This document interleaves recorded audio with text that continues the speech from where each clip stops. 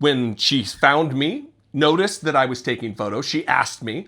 We had a little exchange, at the end of which I called her a fascist.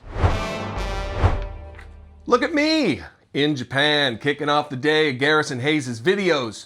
I'm doing this because I had no idea that I would be bumping up in real life to a policy that is right now trying to undermine the free and fair press in the United States. It takes place on a United flight to Japan from Washington, D.C., where I happen to be sitting across from the assistant press secretary for the Pentagon, a young lady named Riley Podleski or Podleski.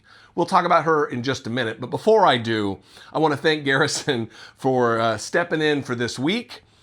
Did a stellar job yesterday in the face of an all-out YouTube failure, a complete debacle on the part of Google and YouTube on the very first day of him doing videos. So if you haven't watched those videos he did yesterday, please go back and check those out. A great way to support the channel, the work we do in the protection of our very democracy is to watch him while I'm gone. I know that sounds a little overwrought, and maybe it is, but you know what to do. So let me start here with the Blue Sky post that in the moment with Wi-Fi on the plane I posted. I said, currently on a flight to Japan watching a Pentagon Assistant Press Secretary, Riley Podleski, work on a document in the open on her laptop.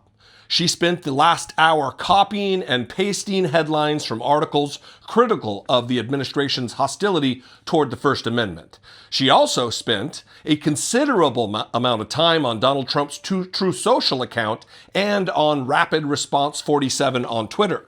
Not shocking that the staffer of a guy who DM'd classified war plans to a journalist is wildly careless with her important work in public.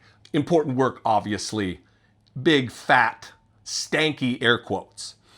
So listen, here's where we are in the United States of America. There is a constant assault on the First Amendment, a constant assault on the only single occupation listed in the Constitution as protected, the free and fair press. Right now, there's an all-out protest of people returning their press badges. They're not going to play the game. They're not going to be bullied. They're not going to be allowed they're going to sign a contract saying what they will and won't report on. That if they're going to report on something critical, the Pentagon has to first approve their critical coverage. What is this, China? So a little bit about this little princess on the plane who acted like an entitled little brat most of the flight. That's beside the point. I took photos, some of which we will put here. Unfortunately, it was with my iPhone, so you can't really make out what's going on because it was a pitch black cabin with a super bright laptop. But suffice it to say, she was copying and pasting things that were critical to the administration while also spending time on Donald Trump's personal Twitter account, copying things from that and putting it into her work document, her Pentagon document, as in her capacity as the assistant press secretary for the Pentagon. When she found me, noticed that I was taking photos, she asked me. We had a little exchange, at the end of which I called her a fascist. When Brittany Page recounted this tale to a friend of hers, the person said, wow, he called her a fascist to her face? That seems a little hostile. I wouldn't say so. I would say it's hostile to call someone a fascist, call a fascist, if indeed your initial position isn't hostility toward fascism. I have hostility toward fascism and fascists, and I'm going to let them know to their face. I'm not going to wait until I'm on a YouTube video and act otherwise. This is me. The Jesse Dollemore that you encounter on YouTube is the Jesse Dollemore out in the wild. So, this is an unusual situation, obviously. And it actually maps on to the reality that we're facing in the United States right now. Pete Hegseth put this policy into place. He's out there making the rounds, bragging about what he's doing. He was talking to the Nepo baby in chief over at Fox News, Peter Doocy, and this is how he explained what's taking place with the policy. And no shocker, no surprise, it is riddled with misdirection and straight up lies. Watch this. We're setting clear rules at the Pentagon. We're not playing games. We're not allowing everybody to roam around the building. You know, that was the policy before, Peter. If you were a Pentagon reporter, you could just walk around the building. No badge, no escort, no nothing. Walk into offices, talk to anybody. Who knows where there's classified information. We're making the rules more like you might say the White House. Can you roam the White House wherever you want? Typically not without getting a Secret Service guy up in my grill. So we're just normalizing it. Yes, you can be in the press area, briefing room, but if you want to move around the building, you're going to have a badge. It's going to be clear. You're going to be escorted when you do so, and we have expectation that you're not soliciting classified or sensitive information. I think the American people see things like that as absolute common sense. The Pentagon press corps can squeal all they want. We're taking these things seriously. They can report. They just need to make sure they're following rules. The thing Pete Hegseth is not taking seriously is the Constitution, is his oath to the very document that he's taken multiple times to support and defend the Constitution and the contents therein against all enemies, foreign and domestic. This is an assault on the Constitution, not just an assault on the free press. They go hand in hand.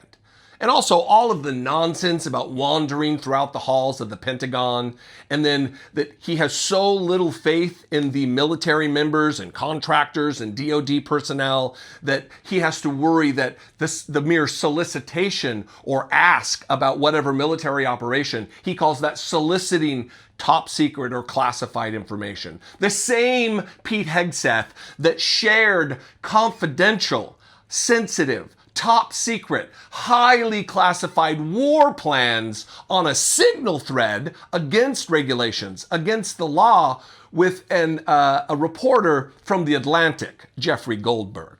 His wife and dopey brother was in one of these message groups where he's sharing war plans. And he wants to whine and act like, oh, I'm a patriot about leaks. Pete Hegseth is anything but a patriot. He is anti-American. He is anti-patriot. And this entire endeavor on the part of the administration to assault the free press is nothing but that. And it is resulting in reporters and journalists all across the spectrum protesting this particular policy, this particular assault on the Constitution. And not just CNN and some of the people that you would hear Donald Trump attack, but even Fox News. Here's Brian Stelter explaining about the kind of the mass walkout that's taking place, people surrendering their badges to work in the Pentagon. They're not surrendering their role as a reporter about the goings-on in the Pentagon, but just their access to the physical space of the Pentagon. Reporters have been showing up at the Pentagon today and handing in their press passes. This is an extraordinary moment showing that the Pentagon is not changing, not backing away from this drastic, radical new policy.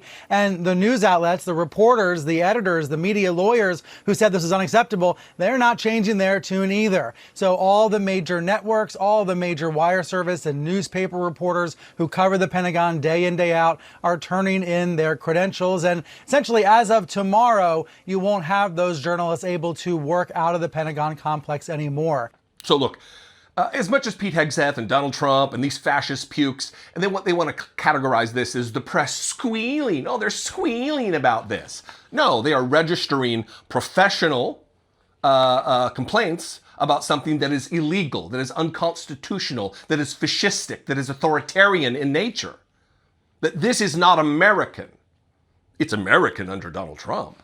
They want to normalize the shredding of our normal rights under the Constitution because they want it to be whatever Donald Trump says goes. That includes Donald Trump, and that includes Pete Hegseth, that includes Riley Podleski, the former Marjorie Taylor Greene staffer. That should give you an idea of where we are in the United States. These are dangerous times.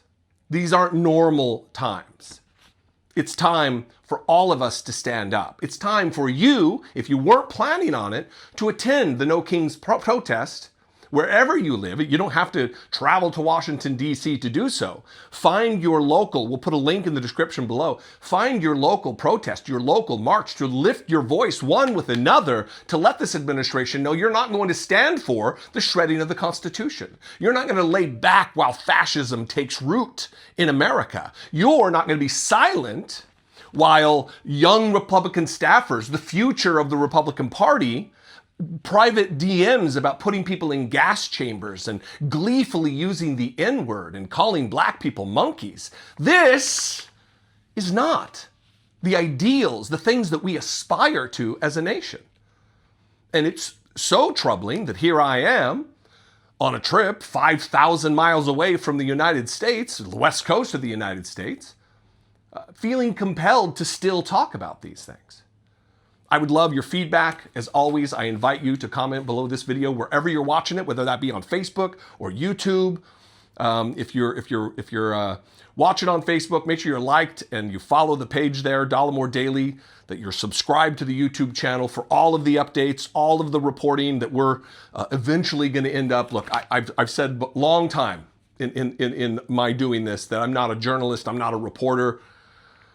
But the roles are shifting. This is an ever fluid environment where I'm actually reporting on something that happened to me on a plane with screenshots talking about naming names, my interactions with administration officials, a position I never thought I would be in.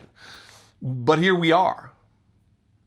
Anyway, you can comment below. You can also call the voicemail line 714-576-4054. And of course, as always, you can email me, daily@dollemore.com.